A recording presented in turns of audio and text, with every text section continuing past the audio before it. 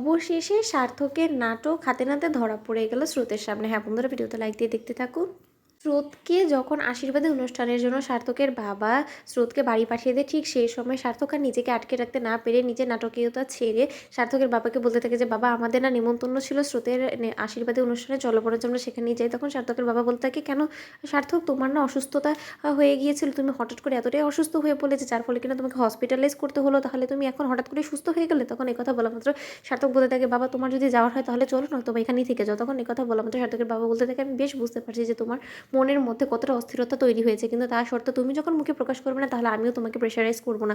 ওদিকে স্রোত নিজের বাড়ি পৌঁছানো মাত্রই রাই বলতে থাকে যে স্রোত, তুই এতক্ষণ কোথায় ছিলিস বলতো? এখানে সকলে মিলে তোর বিষয়ে এত বার করে যোগ জিজ্ঞাসা করা শুরু করেছে, তোর শ্বশুরবাড়ির লোকের এসে কখন থেকে অপেক্ষা করছে, তা সত্ত্বেও আমি কোনো কিছু বলতে পারছি না, তুই কোথায় গিয়েছিলিস? তখন এই কথা বলা মাত্র স্রোত বলতে থাকে, দিদিভাই সব কিছু খুলে বলছি, তার আগে আমি বরঞ্চ একটু তৈরি হইনি, কারণ এখন যদি মা আমাকে এই পোশাকে দেখে তাহলে হয়তো বা আর আমাকে রক্ষে দিবে না। তখন এই কথা বলা মাত্র রাই বলতে থাকে যে আমি বেশ বুঝতে পারছি তুই কোথায় ছিলিস, কিন্তু তা সত্ত্বেও আমিও তোকে কোনো কিছুর জন্য ফোর্স করবো না। ওদিকে সার্থক হঠাৎ করে স্রোতের আশীর্বাদের অনুষ্ঠানে এসে উপস্থিত হওয়া মাত্র স্রোত আর সার্থককে দেখে চমকে উঠে আর বলতে থাকে যে কী ব্যাপার, স্যার না এতটা অসুস্থ হয়েছিল, সে বিছানা ছেড়ে উঠতে পারছে না, এখন এরই মধ্যে সে একবারে তড়িঘড়ি করে এই হসপিটাল থেকে এখানে চলে আসতে পারলো কী করে?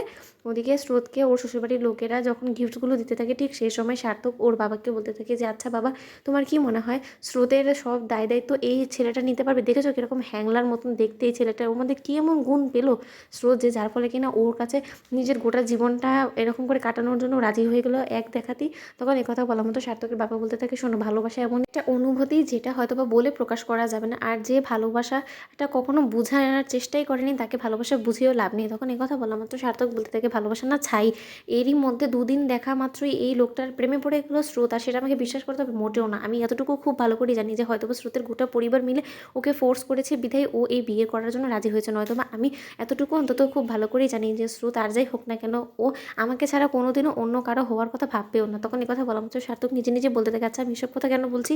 স্রোত আমার কাছেই বিয়ের জন্য রাজি হবেই বা কেন? কারণ আমি এমন কোনো কিছু তো স্রোতের জন্য করে রাখিনি, আর আর যাই হোক না কেন স্রোতের সাথে আমার সম্পর্কটাই বা কী?